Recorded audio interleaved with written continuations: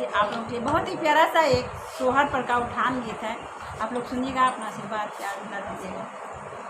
अरे हाथिया चढ़ाला बाबू के दादा आवेला,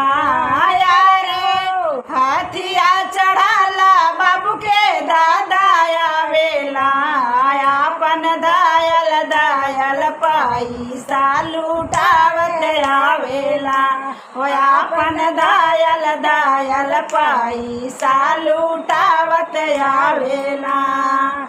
अरे पलकी चढ़ाला बाबू के दादी आवेली, अरे पलकी चढ़ाला बाबू के दादी आवेली, अपने आचारा के पैसा लुटावत आवेली, हो अपने आचारा के पैसा लुटावत आवेली। अरे घोड़वा चढ़ाला बाबू के चाचा आवेला, अरे घोड़वा चढ़ाला बाबू के पापा आवेला, अपने बैंक वाला रुपया लुटावत आवेला, हो अपना बैंक वाला रुपया लुटावत आवेला।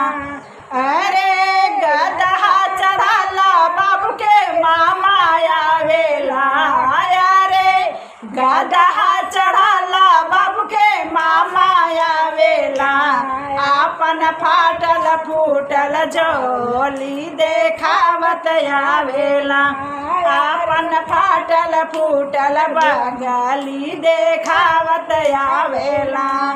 अरे सोहर गावत बाबू के फुआ आवेली, अरे सोहर गावत बाबू के फुआ आवेली, अपन गरवा के हरवा लुटावत आवेली, हो अपन गरवा के हरवा लुटावत आवेली।